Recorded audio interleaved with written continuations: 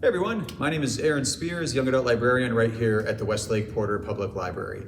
This is our second video of two that we're taking a look at Screenwriting 101, the basics of screenplay structure. The first one was all about generating ideas and characters, and how you want to develop your characters and explore your characters and build realistic characters. So if you haven't seen that one, please feel free to go back and watch that video. That is posted as well. And if not, that's fine. You don't have to have watched that one for this one to work for you as far as writing prompts and talking about story structure and emotion, which is the topic of this particular video. But it will give you a fuller appreciation, I think, of story structure and how to put together a well-structured story with engaging characters. The reason that we're focusing on screenwriting is we've done other series of videos on like writing novels, writing short stories. It's just another format that I thought was worth exploring because the ins and outs and the minutia of how a screenplay is put together is very different format-wise than a short story or a novel. That said, I find the screenplay structure to be really great, like kind of built-in outlining. So if you have a story idea, you're like, I think I got an idea here. I don't know if it's going to be a play, a novel, a short story, but I want to kind of structure this out and see where the story goes, see where the creative process takes me. Screenplay structure, I think, is great for that because at the bare bones idea of a screenplay, it's kind of like an outline for a story. It's got some basic setting, some direction of like what's going on in the scene, and then it has the dialogue. So it gives you the basics of it. It's not a full narrative the way a novel or a short story is. So I like it for that particular element. So what we're doing in this workshop is basically we're talking about story structure. And we're also talking about emotion as well. This way to structure a story can be used obviously for a screenplay format, feature-length screenplay, which would be like a feature-length film, or a short screenplay. That's mostly what I use these kind of writing prompts for. But also it works perfectly great for YouTube videos. You can do it for TikTok. You can do it for short stories. And like I said, you can use it to outline novels or short stories. It's just a great way to outline a creative idea and see what you really have and if it's really actually engaging and grabbing your attention. So the first thing we're going to look at in this particular video is structure. Now, structure means you've got an idea, you've done some character work, so you at least know what type of characters or character archetypes you're working with. Now it's time to really explore your story and dive in. And what we're going to take a look at real quick here is the 3-act structure, because knowing the 3-act structure is going to help us then when we go through our 9 writing prompts, we'll see exactly where those different writing prompts, where those get plugged in along the 3-act structure. So let's take a look at what 3-act structure looks like for a moment. So as you can see, you've got, what a surprise, Act 1, Act 2, and Act 3. So in Act 1, as you can see there, you've got the setup. You've got your beginning, your inciting incident, your second thoughts, and then the climax of Act 1. We're gonna get into some of that terminology in a second. If you're not sure what an inciting incident is, don't worry, we'll get there in just a moment. And then you can see Act 2, it's slowly on this slope, it's slowly going upwards, like uphill, as you're building tension, as you're building action, as you're building suspense, as you're revealing clues, as you're revealing more character information. That builds all throughout Act 2. And you can see underneath there in parentheses, this is the confrontation. This is when all of the setup from Act 1 actually, hits the plot and we see the trials and tribulations of your main character and what they're going through as they traverse all of the events of Act 2. So you've got an obstacle in there, you've got another obstacle in there, you've got your midpoint, possibly with a twist. You've got another obstacle, you've got a disaster, you've got a crisis. So all those obstacles going up the slope of Act 2 there lead to the crisis. It's building to a moment of like, oh my gosh, is the protagonist, is the hero, are they gonna make it through this? Now, if you're doing, drama, even if it's like fantasy or science fiction, as you build to that climax, you want that climax to give the audience the feeling of like, how the heck are they gonna get out of this situation? Like you want that sense of wonder and that sense of like, I don't see a way out for these characters. And then you have your climax right there at the end of Act 2, you've got your climax, and the climax actually kind of dovetails down as you see there, the descending action. The climax of Act 3 goes on for a little bit there. You may not have just one scene of a climax, you may have the repercussions of that scene, of that climactic scene as well. And then at the very end of Act 3 there, you see in parentheses, you got resolution for Act 3, you've got the wrap up, and you've got the ending. So what we're gonna do now is go through some writing prompts that actually help you fill in all of those little spots along the path, going all the way up through Act 1 and Act 2, and then hitting your Act 3, your climax in Act 3, and then the descending action as we wrap up the story with the resolution that comes with Act 3. Now within these 9 writing prompts, we're gonna have a few things that have to happen. Like in Act 1, you have to obviously introduce your protagonist. You gotta introduce your character, your main character, or characters. You wanna hook the audience. You wanna grab their attention and be like, I am curious about this story. I wanna keep reading, watching, experiencing this particular story.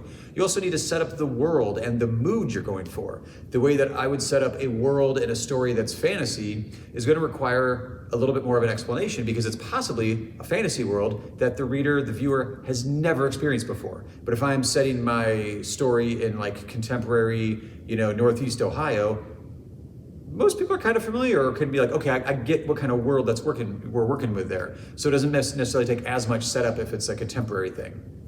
You also want to set the mood. The way that you're going to do a comedy story is going to be very different than the way you establish mood in a mystery or a science fiction or a fantasy. You get the idea. You're also lastly going to set up the conflict. What is at stake and what's your protagonist working towards? What are their desires? And then Act 2, you've got the protagonist confronting the conflict that you've already set up. And this is also the main section of your story. The bulk of your story is going to be Act 2. And everything in Act 2 you want to build towards the climax that's going to end Act 2. And then Act 3, as we mentioned when we looked at the chart, this is the climax of your story. You're going to resolve the conflict. And very importantly, very, very importantly at the end, you want to provide a satisfying conclusion to the story. If you have successfully built up your story to the point where at the climax, the audience, the viewer, the reader, whatever, is like, how are they going to get out of this one? Well, you want to provide a satisfying how they got out of that one to your story. Even if it ends with like all the characters dead, you need to have that be like a satisfying, like, okay, that seems to be the way that should have wrapped up. You want to get that internal logic of your story and the rhythm of your story and the mood of your story to build logically towards something at the end where the audience is like, yeah, that's how that should have ended. Or, if it's a twist like a murder mystery, the satisfying conclusion would be like, oh my God, I never would have guessed that. That's who the killer was, or that's who the kidnapper was, that sort of thing. So as long as it's some sort of a satisfying conclusion, that's what your aim is here. So before we jump into the writing prompts, like I said, there's some terminology here that you may be unfamiliar with. So let's look at inciting incident first. That is when an event that starts the plot. It's the kickoff. This incident happens, boom, I'm off and running with my plot. Now along that plot line, you're gonna have plot point. A couple of different plot points. We're gonna have, I think, 2 in the structure and the prompts we're gonna look at. So this is when your protagonist is forced into some kind of action. Like they can just be taking in information. Maybe they have like a mentor or an elder or guide that's taking them through the story. These are the plot points. The plot points are where your protagonist must take action. And that doesn't necessarily mean it's an action scene, but they must be doing something. They're compelled to act in some way. And then we're also gonna be referencing something called a pinch point. So we've got inciting incident, plot point, and pinch point. It's a tongue twister. That is when the pinch points that come up are when you want to have periodically your protagonist interacting some way with the antagonist, with the bad character, with the villain in your story. So that doesn't necessarily have to be like a physical confrontation. That could just be realizing who their opponent, who the antagonist is. It could be meeting up with a henchman of the antagonist, and you know that henchman is there on behest of the antagonist because it's a henchman. It's somebody assisting your villain in some capacity. So it doesn't necessarily have to be the villain or the antagonist, but it can be, or some element of the antagonist.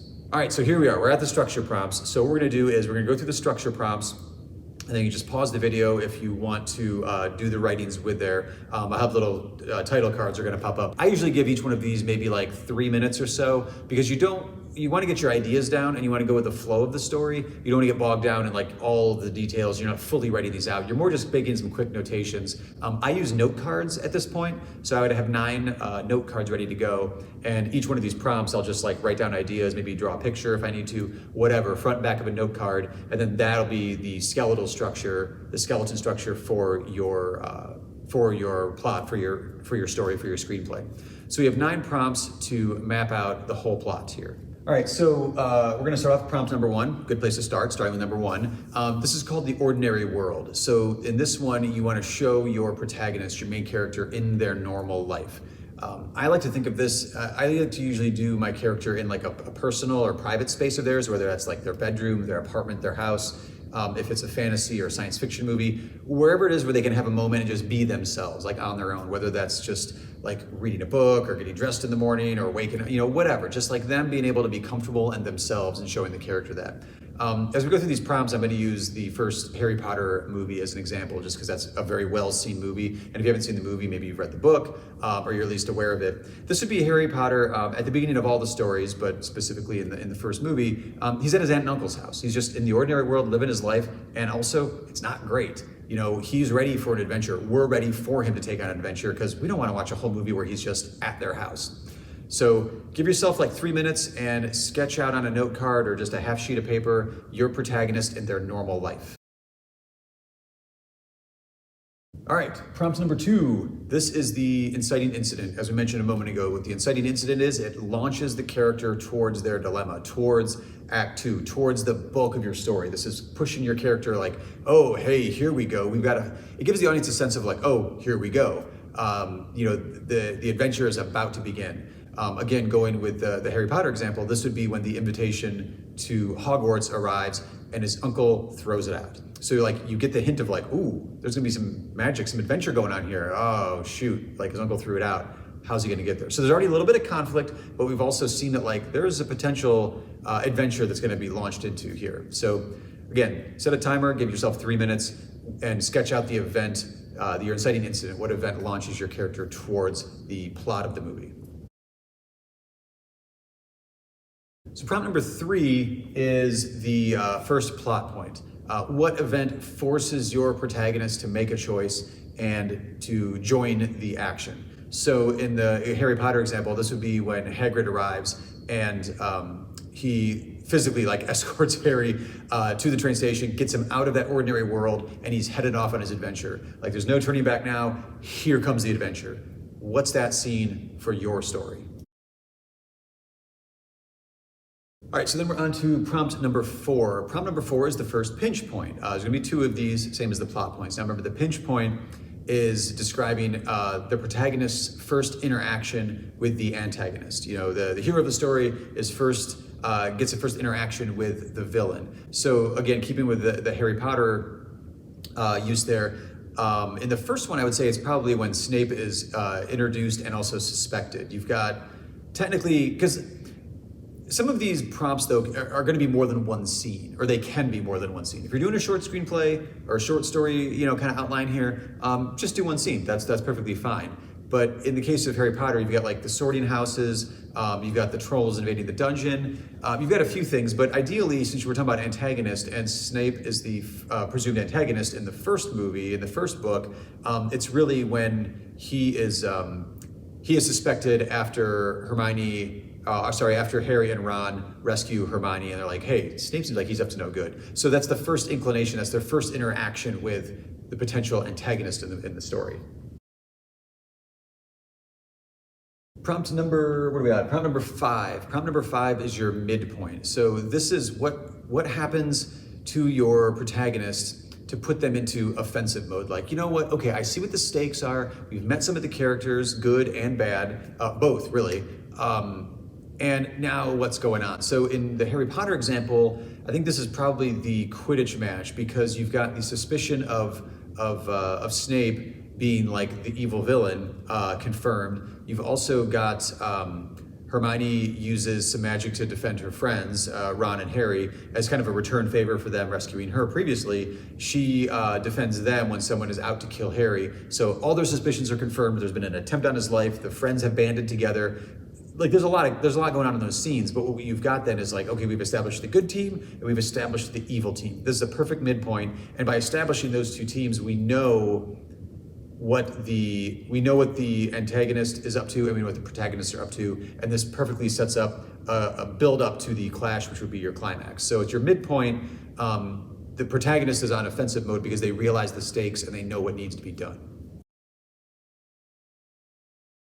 So prompt number 6. Prompt number 6 is your second pinch point. So again, the pinch points are where the protagonist and the antagonist have some sort of confrontation or confirming suspicion, some sort of an interaction to really help raise those dramatic stakes. You're like, oh shoot, here's another scene happens, and you're like, now it's even more dire, now it's even more intense, now it's even more dramatic. And again, in the Harry Potter example, this would be when Harry sneaks into the library and he sees Quirrell and Snape threatens the Sorcerer's Stone. And so Harry's like, okay, clearly the bad guy. I know exactly what we need to do. Let me go get my friends together and we are gonna stop this guy. So that's what you got with the pinch point 2. What's the second interaction your protagonist has with the villain of the story?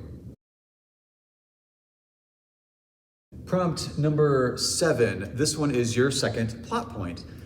So in this one, what happens to make your protagonist lose all hope? So like we've established the good versus evil dynamic, whether that's a group or solo individuals. We got good versus evil. We know what the stakes are. You want to get to a point where like, I don't see how they're going to get out of this situation. This is what we're building to. So what is the elements that make your protagonist lose all hope, and what is their plan then? Because they're good protagonists, they're resilient, they're going to bounce back. What are they going to do as a plan moving forward? So in Harry Potter, the first one, this would be like the detention in the woods. You've got Hagrid there, you've got Voldemort. I think he's drinking, it's unicorn blood, I believe, in that one. And you find out the story of Harry's parents being murdered, and he almost kills Harry. And holy cow, how is he going to defeat this young, barely trained wizard? How is Harry going to be able to defeat this intense embodiment of evil? Pretty dramatic stuff. So what does that mean for your story? What are you setting up for your protagonist to lose all hope, think all is lost, but then still come up with a plan to move forward? So now we're at the part, prompt number 8, you're at the part, this is what everything's been building to. Build, build, build, going up that slope like we looked at on the 3-act structure image. You're building up, you're at the peak now, you're at the climax. Describe the final showdown between your protagonist and the antagonist. Will the plan that your antagonist have work? That's what you're going to determine here. So you have to answer that question first. Is it going to work or not? And if it doesn't, remember, you still have to provide a satisfying conclusion. And if it does work, if you've built your dramatic tension properly, it's going to be a satisfying conclusion because the plan worked. So this would be in Harry Potter, all 3 friends are rushing to stop Snape from giving Voldemort the Sorcerer's Stone. Ron attempts to sacrifice himself, or does sacrifice himself in the chess match that they've got going on there. But then the twist, which I won't spoil in case you haven't seen the movie or read the book, there's a twist involved there too. So obviously Harry and his friends do not get killed in the first book. So they do win, but there is a twist that provides, in my opinion, 2 satisfying conclusions then, because when there's a twist, as the audience, you're like, oh, wow, I didn't see that coming, but also your protagonists are victorious. You also allow evil to survive in a certain sense, because that way you know that you can set up another installment, a second book, a second movie in that series. So the evil forces are vanquished, but will live to fight another day, and the good protagonists, the group of teammates that are all on the side of good, are celebratory and victorious, and also they're students, so they learned a valuable lesson along the way too. Prompt number 9 is the final one. This is the return to normal. So if you start off with the ordinary world that your character inhabits, you want to at the end then revisit that ordinary world to see what has changed. So you want to describe the protagonist returning to their ordinary world from prompt number 1. Now, a lot of times in this particular case, the ordinary world may be still the same, but the protagonist, your main character, is different because they went through this whole adventure to get them back to the ordinary world. So they're a changed character. Sometimes if the action involves the character not leaving, like in the Harry Potter example, it starts and ends with Harry at his aunt and uncle's house, because every one of those books, every one of those movies starts off with Harry finishing up summer and heading off to Hogwarts for the school year. So there's a natural built-in return to the ordinary world within that story, and that's kind of what you're looking for here. So either but then if the ordinary world itself that the character inhabits, maybe that is destroyed in the opening scene, you can't go back to the ordinary world. So you have to establish what is the new normal in that case for your character. So that's what it is for prompt number 9. Describe the protagonist returning to their ordinary world, a changed person, or is the ordinary world also changed for your protagonist? So now you've got your 9 index cards, your 9 half sheets of paper expanded out. You've got your structure is there, like that's your structure. One thing you're gonna wanna do though is expand. So if you want to, like, I'll write them down as just one scene. Like I'll limit myself with that 3-minute timer. I write out like one scene, kind of sketch it out. This is when you want to either go back and revise those if you've thought of some other ideas. Like I may have like my 3rd writing prompt I need to change it because of where I end up going in my 7th writing prompt. So this is where you can do some revision, get out a new note card, save the good ideas, whatever, and then as you want to expand that, if you want to expand that, like, okay, prompt maybe 4, man, I really need like 3 or 4 scenes in there, or you have other ideas for more scenes, well, start writing those out. If you're on index cards, you just keep shuffling them in the right order there. I still like setting timers for myself so I don't get too bogged down or let my mind wander too much, because if I know there's like 3-minute timer going, it really helps me to focus in on that. So just set timers, expand each prompt as needed, and then repeat. And then that's how, as it gets longer and longer and longer, Harry Potter, if you outline that on note cards, is not going to be 9 note cards. It's going to be, several dozen probably for each scene. So that's all you have to do, just keep expanding, keep expanding, keep expanding, and you have more and more of those note cards, or however you're doing it. That's how you get yourself to a fuller, richer, deeper story. So I have a few prompts also. I wanted to talk about emotion. Emotion is really important when you're telling a story, because that provides the audience, whether they're watching it or reading it, with a feeling of connection to the characters in the story, but also a catharsis once they go through that entire arc, that sloped plot, where they go through Act 1, Act 2, Act 3, hit the climax, and then descends into the resolution there. It's a sense of satisfaction because they're emotionally invested and connected to the story. We mentioned it on the previous video, but audience identification is really important. So very briefly, that's, the protagonist has an emotional arc. They start at point A and they end up on point, Z, I guess, by the time you get to the end of the story. You want to use sympathy, putting your characters in jeopardy, creating characters that the audience or reader will admire is also really helpful, or power. That usually comes, as we said in the previous video, a lot of the Marvel or Star Wars superhero stuff. That's a sense of like, oh man, that would be so cool to fly like Superman, or that kind of thing. So that's what we mean by power there. Now, as we go through a couple of these emotional writing prompts, keep those story structure, that set of 9 prompts that we did, keep those handy, because we want those as a reference point to really to add some emotional depth to those points. So prompt number 1 in the emotional prompts would be a moral problem. Is there a way, within your story, is there a moral choice that your protagonist will have to make? So that can provide like a really interesting kind of moral quandary, like, should I do that? Like, if I go I need to save my best friend, but I need to, lie, or let's be more dramatic, I need to murder someone in order to save my best friend. Morally, am I okay with committing murder if it's to save my best friend? That sort of thing. So yeah, you want to look at like, is there a place where you can give your character, your protagonist specifically, a moral choice? I would say you want to do that more in Act 1, maybe earlier on in the screenplay, because that could also be one of the plot points that really, or the inciting incident maybe, that kicks off your story, is they made this choice, now they have to deal with the ramifications of making that choice. Prompt number 2 in the emotional writing prompts is self-revelation. What does the protagonist learn about themselves as they go through the entire story? So this one, well, we numbered at prompt 2, might really be more of something that ends up at the Act 3 area. As you're seeing the resolution and the return to the normal world, you can see what the protagonist has learned about themselves along the way. Or it could be a point in the middle where there's like there is like a really great bit of dramatic tension, or a scene where like they have to make a choice, and that reveals something about the protagonist, and it's using the knowledge they've already accumulated within the story to make a decision, and what they've learned about themselves. So you can put that in a few different places in your screenplay, but it's really solid emotion to have in your screenplay, because it's going to help the audience really connect with that character, especially if the self-revelation is something that we watched them experience and we know they learned that lesson. That's a very satisfying way to experience as an audience member, but also to put into your character as well. Prompt 3 is desire. So what external concrete goal does the character take action to reach? So, what is it that they must do in order to reach the goal that they started off on the journey with? The actions they take could actually be throughout Act 2 of your if you're looking at the story structure again. So Act 2, as you're building towards your climax, you can have the character take certain elements of action. Some of them maybe don't work, some of them do work, to get to that goal. But the more setbacks you give your main character to, the more satisfying it's going to be when they reach that goal as well, for the character, but also for the audience. Prompt number 4 is weakness. This one's really, really important, I think. It's an element of what is the character, or what is holding back the character.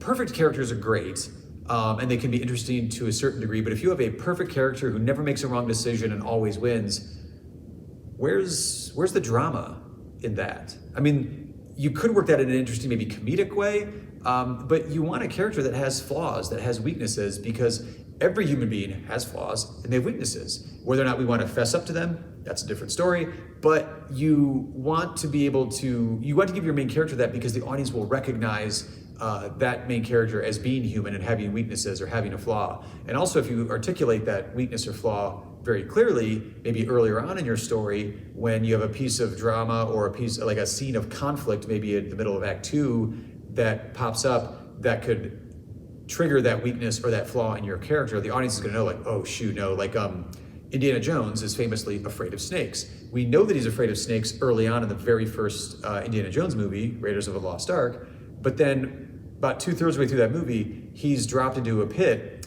with Marion and it's full of snakes. And as an audience, you're watching that movie for the first time going, oh man, snakes. That's because we know he's afraid of them. Otherwise, that scene wouldn't have the quite emotional payoff the way it does because we know he hates snakes already. So that's an example of that. So think about what's a good weakness or character or flaw that your character, your protagonist would have that you can use as an emotional arc throughout the story. All right, our final emotional prompt is need. What must the character overcome to be a better person? This could be tied in with their flaw or their weakness. Maybe it's a specific thing that, just using the Indiana Jones example again, maybe it's a thing where like he gets over his fear of snakes and he's good with snakes by the end of the movie because of that horrible scene that he had where he was trapped with thousands and thousands of snakes. So you want to give your character something that they overcome and grow as a person. Also that way when you get to the end, when they return to the ordinary world, that's one example of the character grew. It started off here, had this problem, had this want, this need, whatever, and then through the course of all the action, overcame that and became a better person in the process. So that's character growth. You may want to do like a first, second, and third point. So you can establish what the need is, have a dramatic scene, a payoff, the snake scene again, maybe from Indiana Jones, and then pays off at the end with hey, I'm cool with snakes, or maybe at the end he has a pet snake or something, I don't know. But you want your character you want the audience to experience overcoming that particular need or obstacle and becoming a better character by the end because of it. All right, folks, that wraps it up. That was the final prompt. So I hope that helped you get your mind around what the structure of your story is, hopefully start expanding it, and also how important there is to have those emotional payoffs and character arcs, not just for your characters, but think of it from an audience perspective too. You want them to feel very satisfied and connected to the characters and the work you're doing. So I hope that provided some inspiration for you and guided you through a little bit of structure. And until next time, keep writing.